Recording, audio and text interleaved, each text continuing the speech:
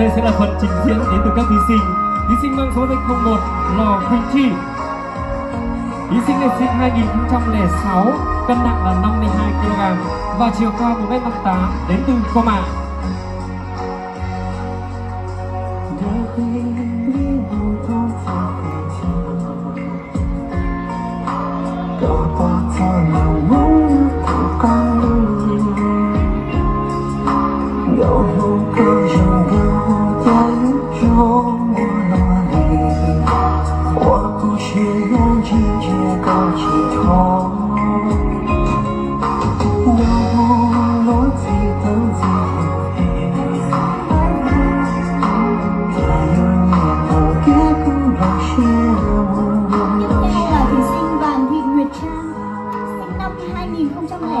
Cân nặng 45, chiều cao 1m55, đến từ Com Ạ.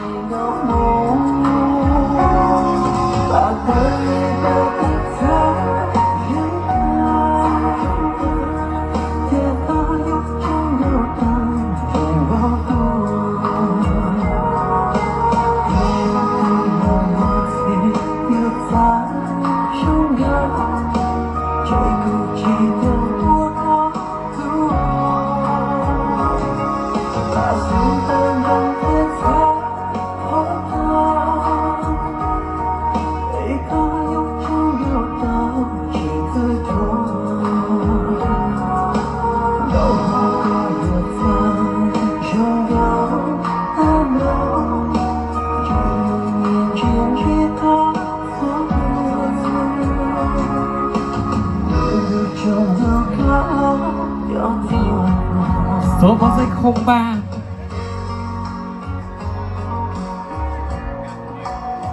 Số báo danh 03 bạn Vư Thị Sùng sinh năm 2007, nặng.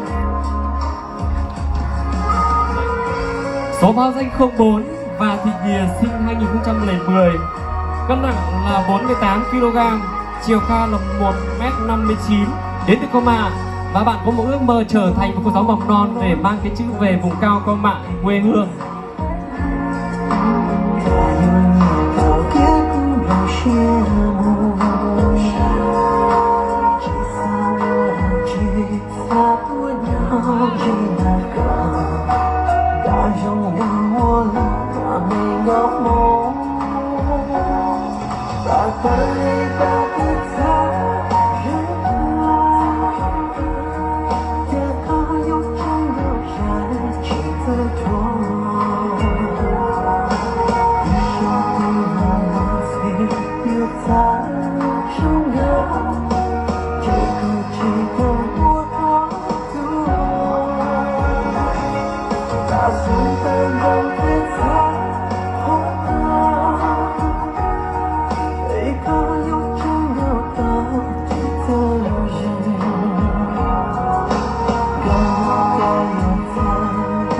Tiếp theo là thí sinh và thị sĩ sinh năm 2010, cân nặng 52, chiều cao 1m55, đến từ Bá Cháu A.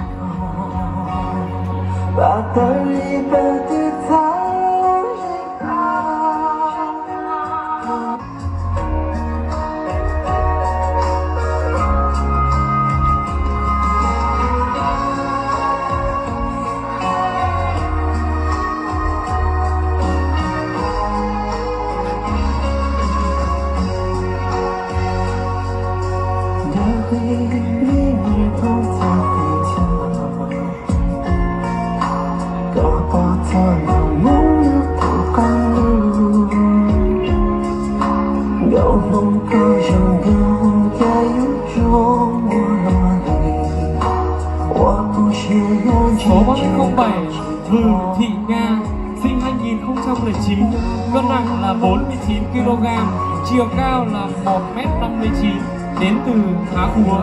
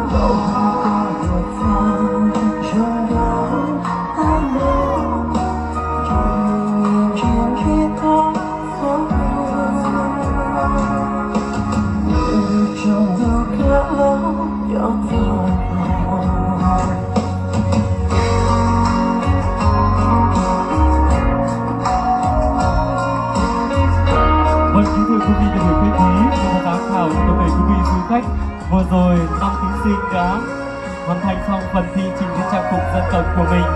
Và thưa quý vị, sau những màn trình diễn ấn tượng vừa qua, chương trình sẽ tiếp tục với một chương trình của các bạn thí sinh, đó là phần thuyết trình thời trang.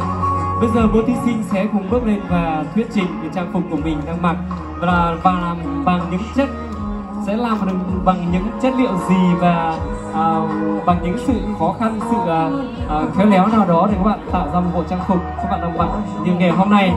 Thưa quý vị, đây không chỉ là cơ hội để các nhà thiết kế, các bạn thí sinh được thể hiện khả năng sáng tạo trong từng trang phục, mà còn lan tỏa những ý tưởng, thông điệp nghệ thuật và phong cách sống mà họ gửi gắm trong bộ trang phục của mình trong buổi tối ngày hôm nay. Thông qua phần thuyết trình, chúng ta sẽ cùng lắng nghe những câu chuyện, những cảm hứng và những triết lý sáng tạo đứng sau từng thiết kế, từ đó cảm nhận rõ hơn về giá trị thẩm mỹ và ý nghĩa của bộ sưu tập mang lại cho chúng ta. Và